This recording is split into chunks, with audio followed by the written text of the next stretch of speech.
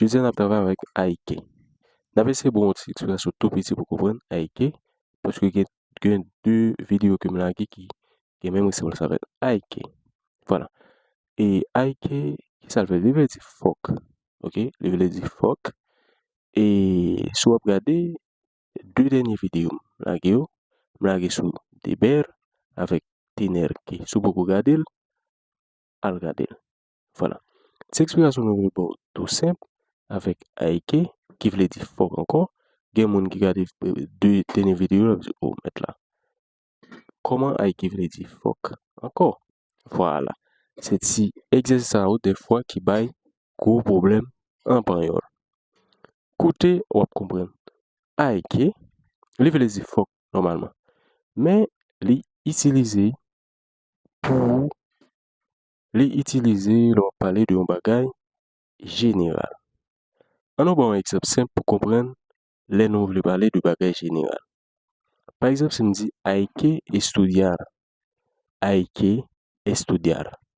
Et si je définis le mot à mot, comme je définis, on dit faut étudier. Faut étudier. Mais en créole, on voit que ça va pas sens. Faut étudier, il va pas sens. Pas vrai? Alors c'est définition normale ça. Vous comprenez? Mais en créole, nous avons deux façons de nous utiliser pour nous parler général. Ok? Faut étudier. Première façon de nous parler en créole pour nous dire de façon générale, c'est de dire faut ou étudier.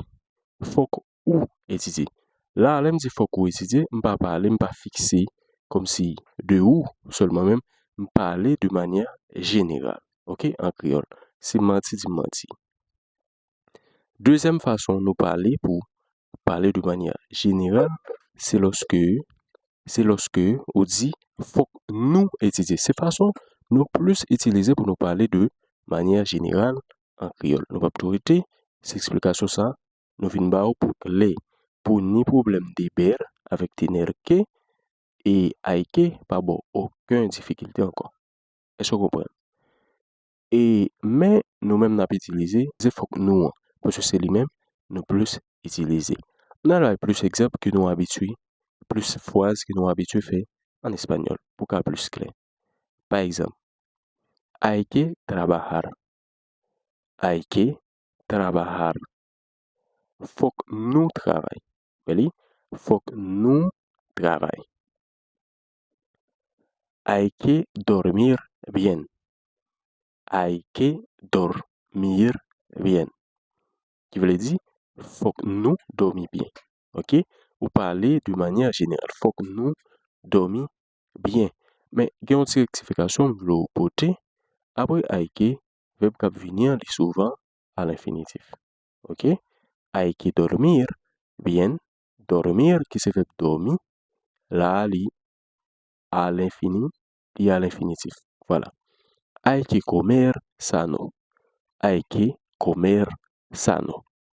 Faut que nous mangions en santé. Faut que nous mangions en santé. Hay que beber agua. Hay que beber agua. Faut que nous boions de l'eau. Faut que nous boions de l'eau. Hay que llegar temprano. Hay que llegar temprano. Faut que nous arrivions bonnet. Faut que nous arrivions bonnet. Hay que escuchar al profesor. Hay que escuchar al profesor. Faut que nous écoutions professeur. Ou bien faut que nous tendions professeur. Faut que nous tendions professeur. Hay que practicar español. Hay que practicar español. Faut que nous pratiquions espagnol. Faut que nous pratiquions espagnol. Hay que leer todos los días. Hay que leer todos los días. Faut que nous lisons chaque jour. Ok? Par exemple, si je dis faut que lire chaque jour, là, il va avoir un sens. Ok? De manière générale, là, faut que nous lisons chaque jour. Hay que escribir más. Hay que escribir más. Faut que nous écrire plus. Faut que nous écrire plus. Hay que respetar a los demás. Hay que respetar a los demás. Faut que nous respecter yon l'autre. Ou bien, faut que nous respecter l'autre monde. Faut que nous respecter l'autre monde. Hay que ayudar a los pobres. Hay que ayudar a los pobres. Faut que nous aider pauvres. Faut que nous aider pauvres. Hay que decir la verdad. Hay que decir la verdad. Faut que nous disions la vérité. Faut que nous disions la vérité. Hay que tener paciencia. Hay que tener paciencia. Faut que nous prenions patience. Faut que nous prenions patience. Hay que limpiar la casa. Hay que limpiar la casa. Faut que nous nettoyions Kaila. Faut que nous nettoyions Kaila. Hay que cocinar hoy. Hay que cocinar hoy. Faut que nous cuisions manger jeudi. Oui, faut que nous fassions manger jeudi. Faut que nous fassions manger jeudi. Hay que terminar el trabajo. Hay que terminar el trabajo. Faut que nous finissions travail là. Faut que nous finissions travail là. Hay que ahorrar dinero. Hay que ahorrar dinero. Faut que nous économiser l'argent. Faut que nous économiser l'argent. Hay que cuidar a los niños. Hay que cuidar a los niños. Hay que cuidar a los niños. Faut que nous prenions soin de Simonio. Faut que nous prenions soin de Simonio. Hay que estudiar para el examen. Hay que estudiar para el examen. Faut que nous étudions pour examen. Faut que nous étudions pour examen.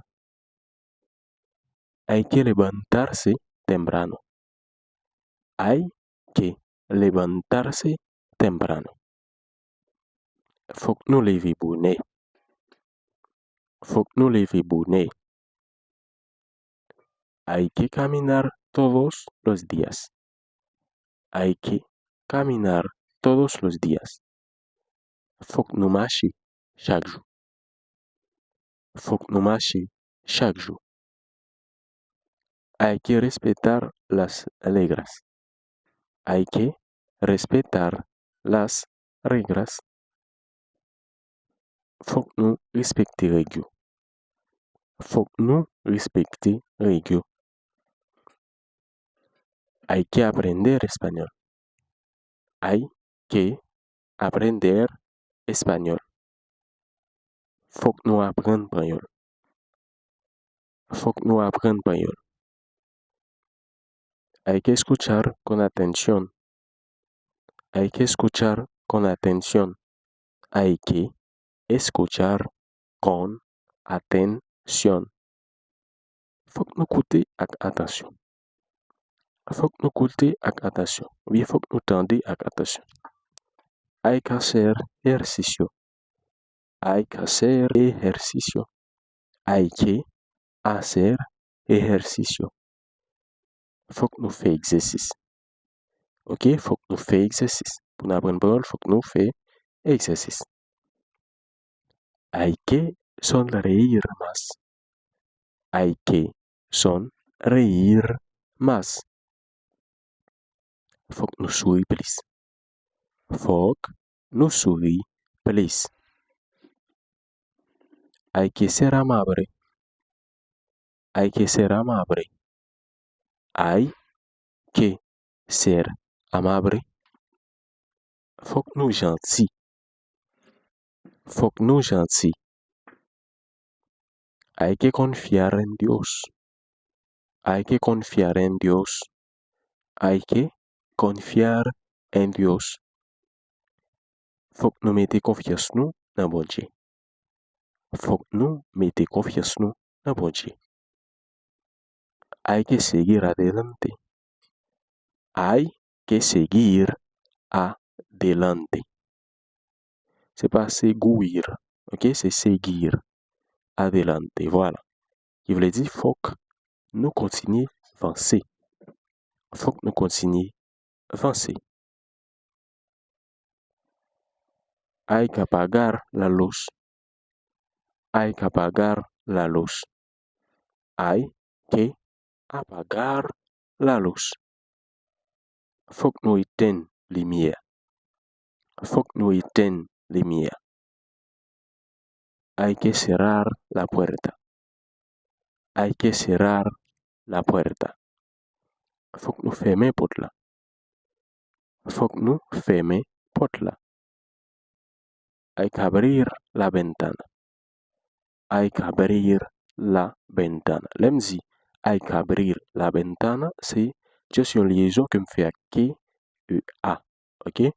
Hay que abrir la ventana. Qui veut dire? Faut que ouvrir fenêtre là. Faut que nous ouvrir fenêtre là. Ok? Faut que nous ouvrir fenêtre là. Hay que lavar la ropa. Hay que lavar la ropa. Faut que nous laver radio. Faut que nous laver radio. Hay que lavar los platos. Hay que lavar los platos. Faut que nous laver assiette. Faut que nous laver assiette. Hay que barrer el piso. Hay que barrer el piso. Hay que barrer el piso. Faut que nous balayer plancher. Faut que nous balayer plancher. Voilà. Hay que estudiar mucho para aprender. Faut que nous étudions en pile pour nous apprendre. Faut que nous étudions en pile pour apprendre. Voilà. Faut que nous étudions en pile pour apprendre. Hay que escuchar antes de hablar. Hay que escuchar antes de hablar. Qui veut dire, faut que nous écoutions avant de nous parler. Faut que nous écoutions avant de nous parler. Faut que nous écoutions avant de parler. Faut que nous écoutions avant de parler. Voilà. Hay que respetar a los mayores. Hay que respetar a los mayores. Faut que nous respecter grand monde. Faut que nous respecter grand monde. Hay que cuidar la salud. Hay que cuidar la salud. Faut que nous prenions soin santé. Faut que nous prenions soin santé. Et si me dit, hay que ahorrar para el futuro. Hay que ahorrar para el futuro. Hay que ahorrar para el futuro. Ok? Qui ça veut dire dans l'espace commentaire? Voilà. C'est très facile pour utiliser hay que, ok? Tener que, et que me débaille avant avec des berres que moi t'ai en bas dans channel là, sous channel là. Eh bien, nous campons là. N'allez pas tourner encore pour une plus belle vidéo. Bye bye.